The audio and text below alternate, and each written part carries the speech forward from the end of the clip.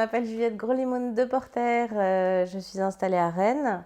Je suis praticienne en accompagnement corporel avec des techniques de massage bien-être, la trame, Access Bar et la guidance informationnelle. Et je suis formatrice en massage bien-être. Depuis peu également auteure, puisque j'ai publié un livre chez Hatier en septembre 2019. Moi, je suis venue au massage bien-être et au fait de découvrir un peu toutes ces techniques. Au départ, pas du tout dans l'idée de m'y former professionnellement, hein, mais je suis un peu tombée dans la marmite du coup du massage par la danse. Je faisais beaucoup de danse, beaucoup de stages de danse, et notamment un stage qui a lieu l'été à Châteauroux.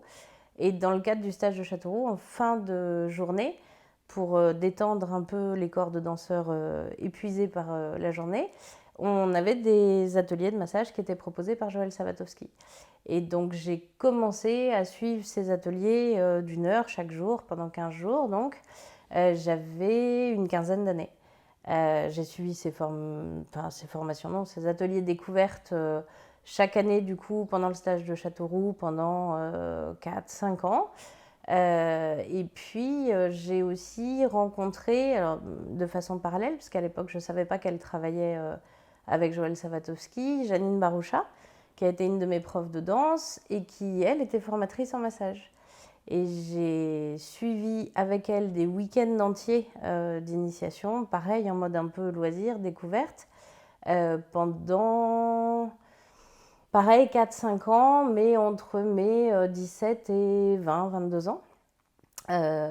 Et à un moment, Janine m'a dit, mais voilà, tu as déjà une bonne acquisition des techniques, ce serait chouette que tu viennes à l'école, passe les formations, on ne sait pas, peut-être un jour, ça te servira à quelque chose.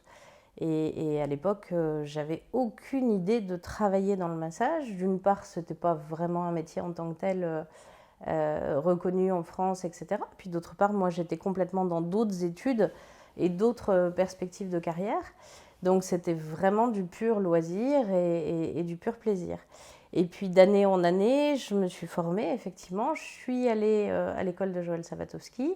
J'ai passé mes certificats en 2001, 2003 pour tout ce qui est cursus entier en massage bien-être. J'ai suivi les modules de réflexologie plantaire, le module de soins spa, le module de galets chauds. Enfin voilà, en fait, j'ai passé une grande partie de mes loisirs à cette époque-là de ma vie à aller me former aux techniques de massage. Et puis à l'époque, je vivais à Paris. J'étais beaucoup plus jeune, j'avais pas d'enfant, j'avais du temps.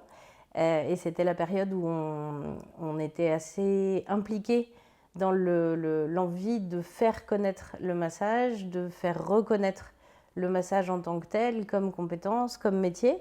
Et on était un certain nombre de praticiens à être dans notre vingtaine ou notre trentaine.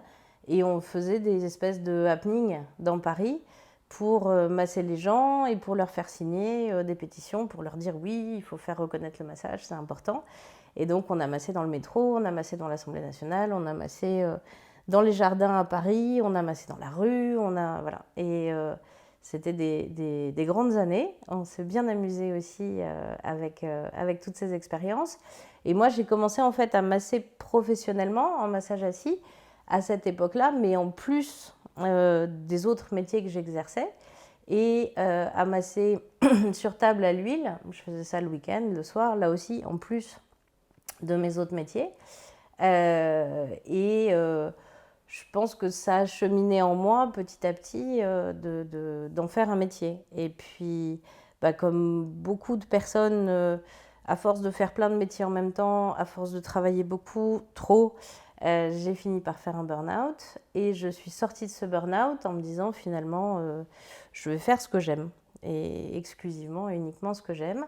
Et c'est comme ça que j'ai créé Karananda en 2008. Pour pouvoir proposer au départ des séances individuelles et puis beaucoup d'ateliers découvertes, puisque à l'époque où j'étais à Paris, j'avais déjà créé une association qui me permettait de proposer comme ça un petit peu des ateliers en mode loisir. De proche en proche, j'ai passé la formation de formateur au sein de l'équipe de l'IFJS. J'ai fait partie de l'équipe pédagogique de l'IFJS pendant une dizaine d'années, à former les professionnels sur les cursus pro, à animer des ateliers découvertes pour le grand public et à faire des interventions avec les soignants dans le milieu hospitalier.